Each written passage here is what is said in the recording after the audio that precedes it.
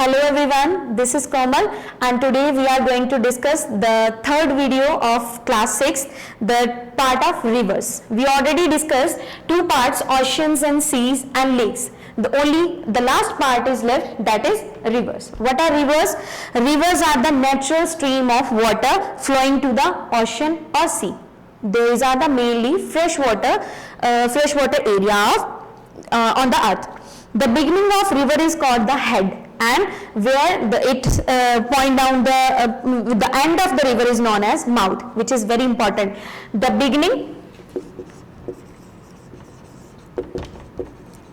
beginning is called the head of river, and the end part is called the mouth of river. So please keep this in your mind. The next is, there are two types of main rivers, perennial rivers and seasonal rivers. What are perennial rivers? Perennial rivers, they are flowing throughout the year. Perennial rivers,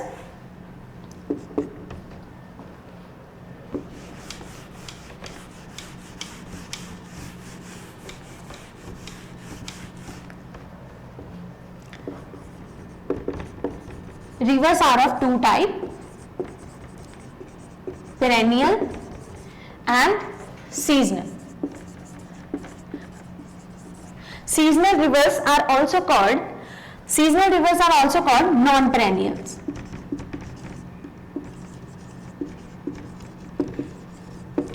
Perennial rivers flowing throughout the year.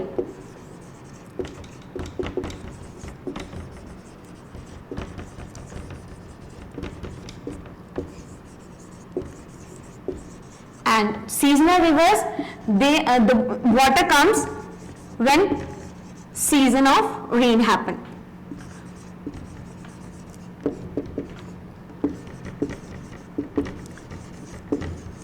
So that's why these rivers are called non-perennial or seasonal rivers. In the season they are getting water, but after that time they are not having much water in the surface. So perennial rivers, the examples of these perennial rivers is river Ganga. River Ganga is perennial river in India. And if we will talk about non-perennial or seasonal river, for this example is river Krishna. Okay. Now, why the rivers are important? Rivers are important because they are giving the drainage system to the country, to the whole part of the land surface. It provides excellent habitation, food for the many earth organisms. Then many rare plants and trees grow by the river. Not only by the river holds a large variety of aquatic life, they are also home to a large number of animal species who live near the river bank. They are also providing water and food to different animals, and many birds eat small fishes from river. River deltas have many different species of wildlife, and insect, mammals and birds use the deltas for their homes and for food.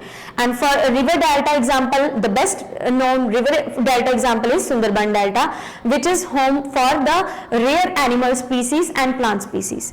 So the important rivers they have discussed here. First one is Mackenzie River. It is in Canada, Canada's largest and longest river basin. It is situated in North America. So characteristics of this river is, it is 4,241 km long. It is the second largest in North America. It begins in the Great Slave Lake in the Northwest Territories, and it includes three major lakes. Under this river, three major lakes are there: Great Slave, Great Bear and Athabasca, and numerous other major rivers too. Now the importance of Mackenzie is, river system plays an important role in the fur trade, and it is still important transportation route for the northern communities. For the northern communities, it is connecting the route from one place to another so that they can export or import things. Next is St. Lawrence. St. Lawrence river is the longest river in North America, and it connects Great Lakes to the Atlantic Ocean. It also connects one of the world's greatest river system, and it discharges highest annual discharge water at 447 cubic kilometer per year after Mississippi River. It is enormous, and the length of this river is 1197 kilometers. It runs towards the northeast from Lake Ontario to the Atlantic, and there it forms the Gulf of St. Lawrence. Next is Mississippi River, very important. Mississippi is one of the major rivers in the world because its context of size, habitat, diversity, biological productivity, all these things are very important. The characteristics of this river is, it is the second longest river in North America, and its length is 2,350 kilometers. 50 miles. It is flowing from south, source at Lake Itasca through the center of continental area of the United States on the Gulf of Mexico.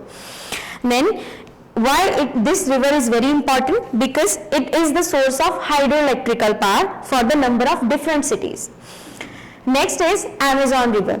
Amazon River located in South America, and it flows through Guyana, Ecuador, Venezuela, Bolivia, Brazil, Colombia and Peru countries. Now what are the important characteristics of this river? It is the second longest river in the world. It has the largest watershed and highest quantity of tributaries in the world. Amazon basin also have more than 200 tributaries. Amazon River is responsible for about 1/5 of 20% of world's fresh water, and it flows through the center part of the oceans of the world. Streams of the Andes mountains are the source of Amazon River. Next is Nile River. Nile, that is located in the continent of Africa, and it originates in the Burundi, south of equator, and runs northward to the northeast Africa, eventually flowing to the Egypt and then draining into the Mediterranean Sea. Now the characteristics of Nile River, it is regarded as the longest river in the world. The longest river, that is Nile, it is approximately 5,258 miles, and Nile River further divided into three parts: Blue Nile, White Nile and Simple Nile. Three names are given after three parts division. It is forming the one major Nile River. Now the next thing is Rhine River. Rhine River is the longest and most significant river of Europe. Next, Danube River. It is the second longest river of Volga with a length of 1,777 miles. After that, in India, you already heard about River Indus. Why River Indus is important?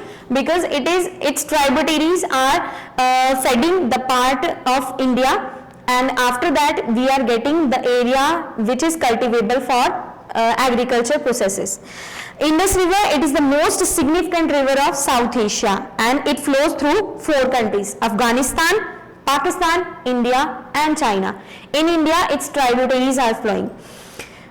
Next is Ganga River.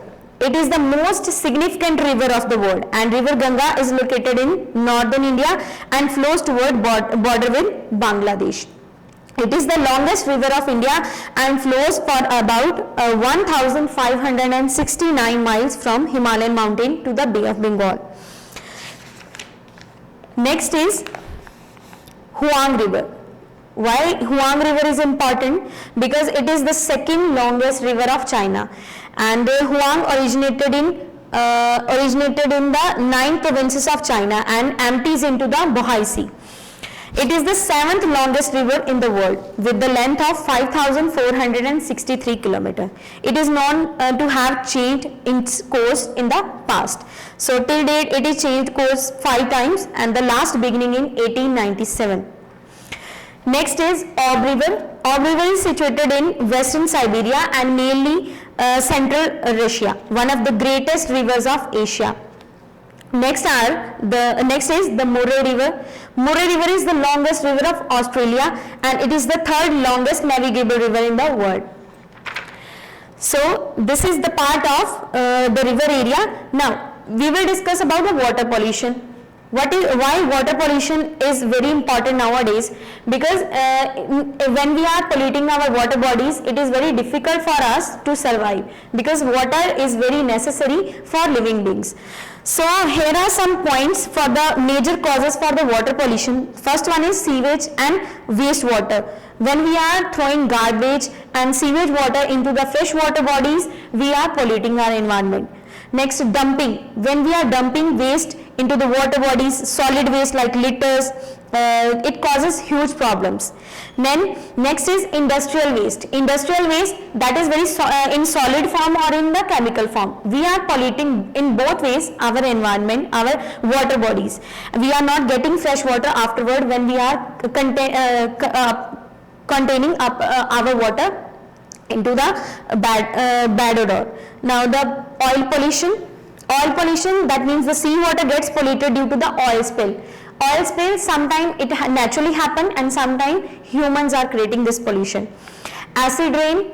Acid rain, when pollution of water causes by the air pollution.